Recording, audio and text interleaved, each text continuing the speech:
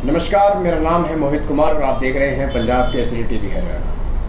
मैं आपको बता दूं कि 17, 18 और 19 सितंबर को रशिया में यानी रूस में पार्लियामेंट के चुनाव हुए और इन चुनाव को लेकर तमाम देशों से ऑब्जर्वर्स को बुलाया गया, जो कि ये देखने के लिए तय किए गए थे कि चुनाव में ट्रांसपेरेंसी कितनी है, कितनी पारदर्शिता है और कैसी व्यवस्थाएं रशिया के अंदर चुनाव के दौरान की जाती हैं। ऐसे में भारत से भी एक युवा सुमित यादव जो कि गुरुग्राम में रहते हैं और इनको न्योता दिया गया था रशियन फेडरेशन की तरफ से, जिन्होंने वहां जाकर पूरे चुनाव प्रक्रिया को ऑब्जर्व किया और अब उस ऑब्जर्व करने के बाद क्या कुछ निकलकर सामने आया, किस तरीके की चुनाव प्रक्रिया, तो इन सभी मुद्दों पर हम आज इनसे बात करेंगे।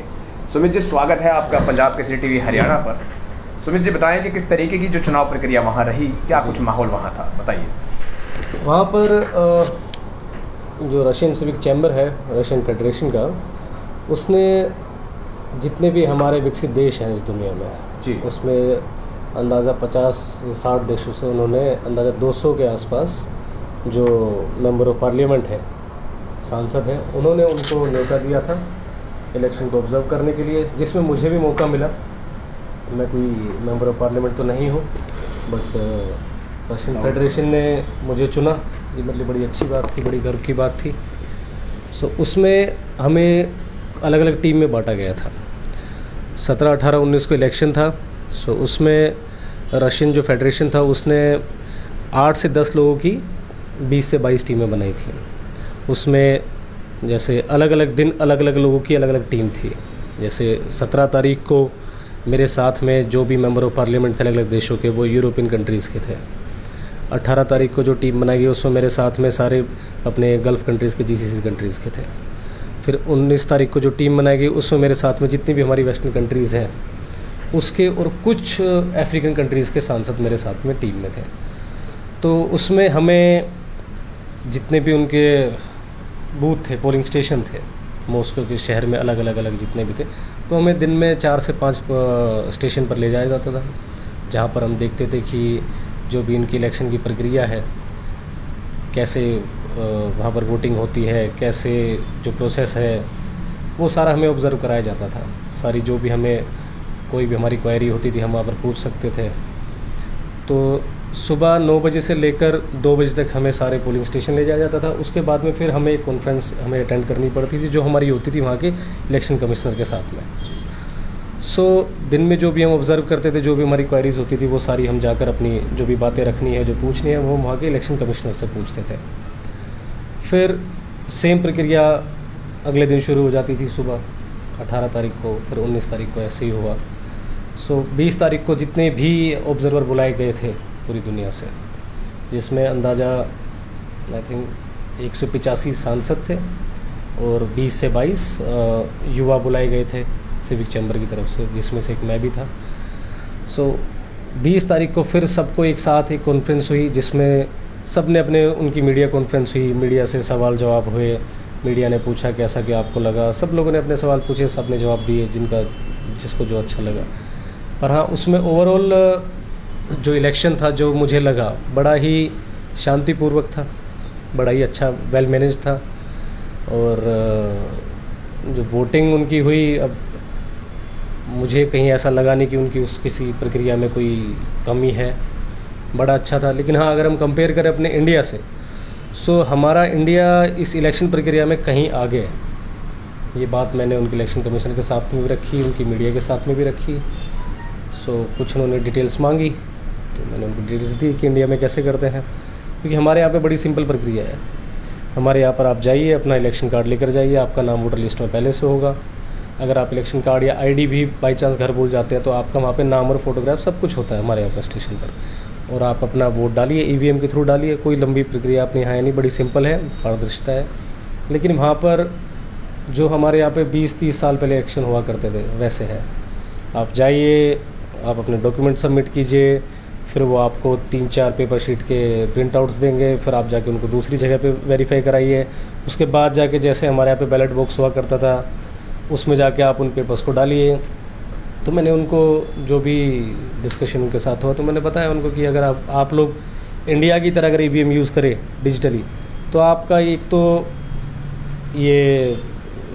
जो भी चीटिंग के केसेस होते हैं वो कम हो जाएंगे, क्योंकि वो आप पेपर चेंज कर देते, पेपर जो भी होता है बैलेट बॉक्स में वो सब वो नहीं हो सकता, सारा डिजिटल ऑन रिकॉर्ड रहेगा, सारी चीज़ें रहेंगी, आपकी मैन पावर बचेंगी, आपका जो इतना पेपर वेस्ट कर रहे हैं आप, एक कैंडिडेट 4 से 5 8 शीट यूज़ कर रहा है, ये सारा बचेगा।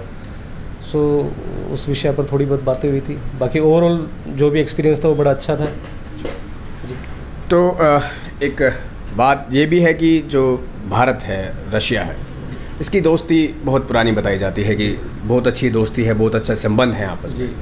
तो आप भारत से वहाँ गए तो क्या दोस्ती का माहौल वहाँ देखने को आपको मिला, और मिला तो कैसा मिला, और नहीं मिला तो भी बताइए। जी नहीं, बिल्कुल बिल्कुल मिला, क्योंकि मेरा ये पिछले 10-12 साल में मैं काफ़ी कंट्रीज़ घूमा हूँ।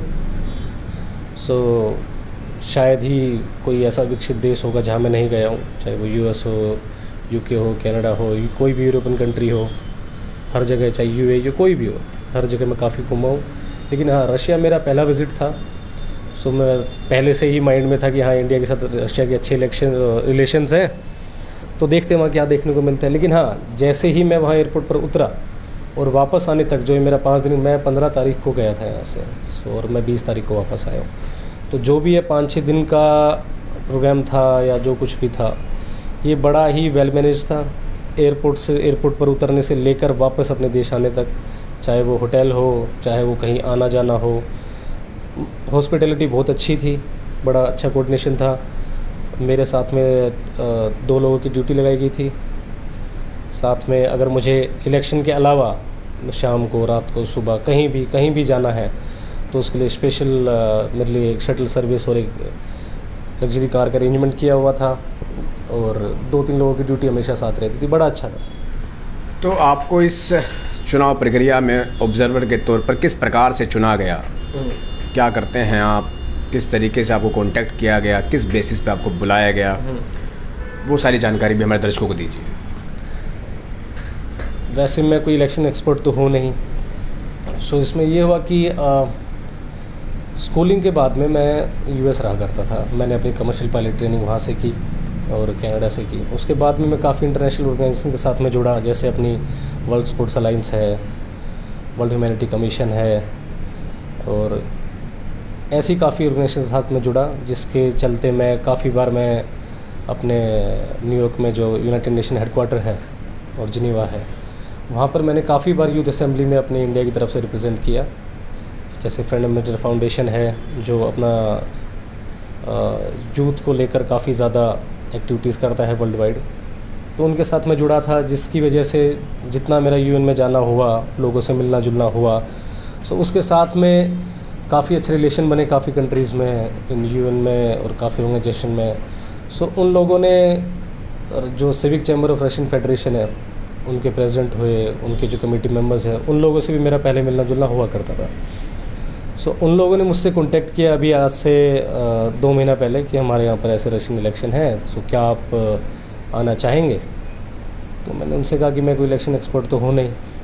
सो उन्होंने बोला कि नहीं, जो भी है, पर अगर आप आ सकते तो बड़ा अच्छा था। सो मैं, ऑब्वियसली बात है, कौन मना करता। तो इस चीज़ की जानकारी प्रदेश सरकार या भारत सरकार को थी कि कोई रशिया इलेक्शन ऑब्जर्व करने के लिए जा रहा है कोई युवा, क्या उन तक इस चीज़ की सूचना दी गई थी रशियन गवर्नमेंट की तरफ से या सिविक चैम्बर ऑफ रशियन जो फेडरेशन है उसकी तरफ से, ये बताइए। जी, इस चीज़ की जानकारी तो मुझे नहीं है, और ना ही मैंने मतलब इतना मुझे वक्त मिल पाया कि मैं इस चीज़ की जानकारी लूँ या पता करूँ, क्योंकि मेरे पास जो इनविटेशन आया वो मेरे पास आया था 9 सितंबर को, और मैं रशिया चला गया था 14 को।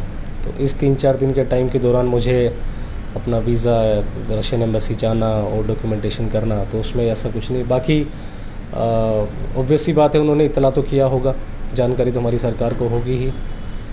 और क्योंकि मेरा इनविटेशन जो था वो भारत सरकार की तरफ से नहीं, मेरा इनविटेशन ये रशियन सिविक चैम्बर फेडरेशन की तरफ से था, और उन्होंने किया होगा इन्फॉर्म, जानकारी, पर मुझे इस चीज़ की नहीं है। तो कुल मिलाकर चुनाव प्रक्रिया आपने पूरी ऑब्जर्व करी, तो क्या कुछ निकल कर सामने आए, क्या ऐसी चीज़ें रही जो एक नया एक्सपीरियंस आपके लिए था, और कौन सी ऐसी अच्छी चीज़ें थी जो वहाँ से आप कलेक्ट करके आज भारत के लाए हैं और अपनी गवर्नमेंट से अपील करेंगे कि वो बदलाव या वो व्यवहार या वो माहौल यहाँ हरियाणा में, देश में वो तैयार किया जाए, वही बताएं। मुझे नहीं लगता कि हमें जो हमारी इलेक्शन प्रक्रिया है, जो भी प्रोसेस है, हमें उनसे कुछ सीखना चाहिए, उन्हें हमसे सीखना चाहिए। क्योंकि इस इलेक्शन जो प्रक्रिया हमारे देश की है, मुझे नहीं लगता कि हमारे देश से किसी और की अच्छी हो सकती है। तो वहाँ से कुछ यहाँ लाने की ज़रूरत नहीं है, बल्कि हमें उन्हें सिखाने की ज़रूरत है। सो हम तो इस चीज़ में मैं कहूँगा कि शायद 10-20 साल 20 साल आगे हैं उनसे इलेक्शन प्रक्रिया में। तो ये थे हमारे साथ सुमित यादव, जिन्होंने बताया कि किस तरीके से 3 दिन के चुनाव के अंदर रशिया के अंदर किस तरीके की प्रक्रिया वहाँ रही, कैसा माहौल इनको मिला। हमारा इस खबर को दिखाने का सबसे बड़ा कारण ये भी था कि एक युवा भारत से जाता है और ऑब्ज़र्व करता है रशिया में जाकर। तो ये भी काबिल तारीफ़ चीज़ है कि एक युवा को इस जिम्मेदारी को सौंपा गया कि आप पूरे देश से आप इकलौते ऐसे हैं जिसको बुलाया जाए और इस पूरी जो चुनाव प्रक्रिया है उसको देखें, ऑब्ज़र्व करें और फिर बताएं कि हम में क्या कमी है या फिर क्या खूबियाँ हैं। और ऐसे में दूसरी एक मुद्दा ये भी था कि जिस तरीके से रशिया को लेकर लगातार भारत का एक बच्चा इस बात को जानता है कि रशिया हमारा पड़ोसी देश है और हमारा दोस्त है, तो क्या भारत से जाने वाले जो युवा हैं, बुजुर्ग हैं, बच्चे हैं जो रशिया जाते हैं, उनको कैसा माहौल मिलता है। मगर ऐसे में वो लोग तो हमारे साथ नहीं थे, मगर जो वहाँ गए फ़िलहाल कुछ ही दिनों पहले चुनाव प्रक्रिया में, हमने उनसे भी बात की और ये जाना कि वाकई क्या दोस्ती का माहौल वहाँ पर उन्हें मिला है या फिर नहीं। इस खबर से संबंधित और भी जो जानकारी होगी वो हमारे द्वारा आप तक समय रहते पहुंचा दी जाएगी और इस खबर को ज़्यादा शेयर करें, जिससे कि भारत और रशिया के जो संबंध है, जो दोस्ती है, उसकी जानकारी लोगों तक, सुमित यादव का जो इन्होंने जानकारी दी है वो लोगों तक पहुंच सके और लोग वाकई समझ सके कि हमारा देश चुनाव प्रक्रियाओं के मामले में कितना आगे चल रहा है। गुरुग्राम से मोहित कुमार, पंजाब केसरी टीवी।